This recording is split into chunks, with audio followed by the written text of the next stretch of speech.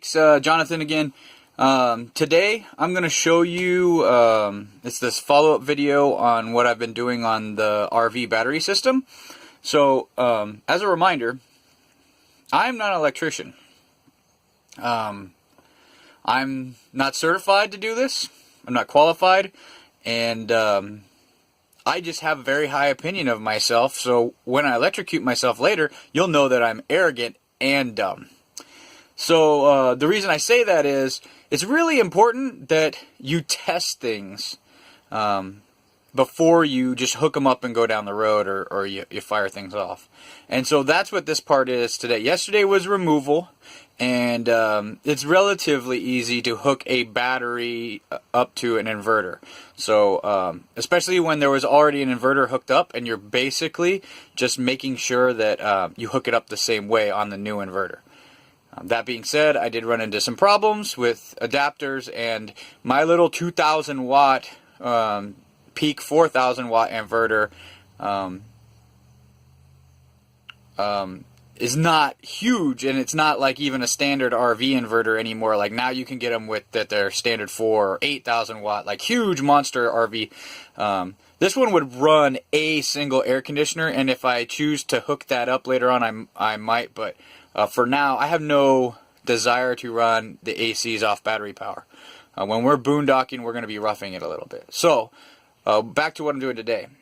I have a problem with the inverter, that it doesn't have a wired output. So I'm going to actually put the RV's power source onto a plug, like a 110 volt plug that I'm going to plug into the inverter. But before I do that, I had to make sure that when I have both the inverter plugged in or running and the wall power plugged on, like shore power, they don't actually contact one another, because if they do that, I'll blow up my inverter in the best case. Worst case, I'll light the RV on fire, or I guess I'd die. That would be the worst case. But so I'm going to do that test now and show you guys what that looks like. Lots of ums in this video. Hey, still learning. Talk to you guys later. This right here, I am in fact plugged in to the RV. Okay? We are wall power, we are on shore power. You know, go inside with you guys, live shot. That's running off the 12 volt battery, so you know that the battery's plugged in as well. And we're going to come down here.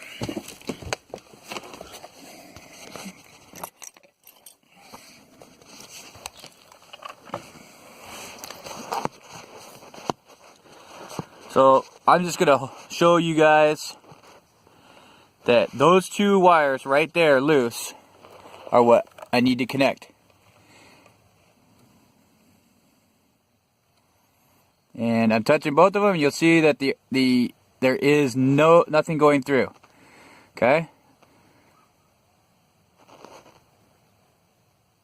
So next, I'm going to bring you up here and show you the switch. It says I'm on external power. So the way this works is it's a three-way switch. Off is in the middle. Right now it should be impossible, and always impossible, to burn up the inverter. So now I can switch it up and we can test it again, but the bottom line is it's not connected, so there's nothing really to test. We could test the inverter itself to make sure that we know what we're doing. So let's do that. I got you right here. Notice I have it in AC volts, 200 range. I'm going to stick, you know how your mom told you never to stick anything into, oh, that would have been bad. Stick anything in. So we're going to do that. Just wiggle it around until we get contact, and there you go, 114.3 volts. So the meter might be off a volt. So there you go. Alright, that's our safety check. We know that we can hook this up. And so this is the part right now, right here, I am going to build a plug, little pigtail, so that we can plug in to one of these outlets. Okay? Woo! Safety checks, roll. Okay, sports fans, this is Jonathan again. I'm still checking stuff. I was about to walk out and go build that pigtail and not think any more about it. And I realized I should check that the whole power grid is switching, because if they were tied together somewhere else, or if there was a relay that was not working, that would be bad. So if you look, right now, I'm getting 125 volts off of a different power outlet. This power outlet, as it turns out, is, I'm in the off position. See that? So if I go to inverter, okay, and the inverter's not hooked up, I'm getting the same, 125. Well, that's not good. Ruh-roh. Then if I come over here and I go to external, all the way down, come back, still got 125. This is wrong. This is very, very bad. So that means that the inverter was really knocked out because something failed into the closed position. And I have no idea what will happen right now if I were to plug in my inverter. I have an idea. I think I would destroy it. It does have overvolt protection and a few other types of protections, but I don't know if it can handle, or if it should handle, having, you know, power source, multiple power sources. So that means that I have another thing to test, which would be continuity between that wire underneath there that we were looking at and this over here, to see if they're even connected. Maybe somebody was messing with the inverter lines in. So I'm going to try that now. Sports fans, here we are again. You'll see that I have a probe shoved into that extension cord, which is plugged into the plug you last saw. And now I should be reading some kind of continuity, because 1 means open. So maybe I had them backwards, or someone else has them backwards. Neither one of these connects. Just so you know, because I'm not insane, I disconnected power to the RV. So all I'm trying to do is read one wire to this wire through the system somewhere, because they should be sharing the same power system if I expect to plug this all in. But you know what? This leg right here of the RV system is truly and magically disconnected, even though I'm in the inverter step. So that means that there's probably some more damage, or a relay somewhere that is not functioning. And it also means that I have more research to do and more schematics, because I'm really glad that I checked.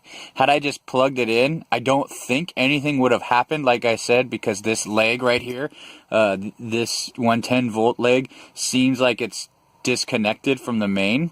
But it may very well be the reason that my dad said he had a problem and he knocked out a breaker on his house, because it could be cooked. A relay could be cooked, something like that. It's hard to imagine how this would happen, so I'm not going to imagine. I'm going to go find the schematics and figure it out. Just opened up that switch panel so I could see the back, and I pulled on a couple of wires. And then I stopped, because I'm beginning to see the picture now. What we have here is a clutterfuck. And I have a hard time believing that this is how Holiday Rambler would have installed. I've seen Holiday Rambler stuff, wiring throughout this thing, and it is done pretty professionally. Wing nuts could be used in here, you know, the caps here, but the way they have the electrical tape wrapped around, it just doesn't, it doesn't look like, and everything's too long. It looks like it's been stuffed in there. I'm going to go out on a limb and say this is some of the previous owner's stuff. And I say previous owner's stuff like that because this is the same guy that wired, one of my favorite wiring jobs. We wired the stereo into the fan. Actually, I have to have the car running for you to see it. But yeah, we wired the stereo into this fan control. So when the fan's on, you can listen to the radio. When it's off, you can't. So anyway, I'm going to go do that reading and see how it's supposed to be, and then I will come out here if there's enough light, because I really don't want to do it with power on. I will start reading those wires out and see if I can find what goes where. So back to what I was saying about not being a qualified electrician and knowing what you're doing. Yeah. Alright.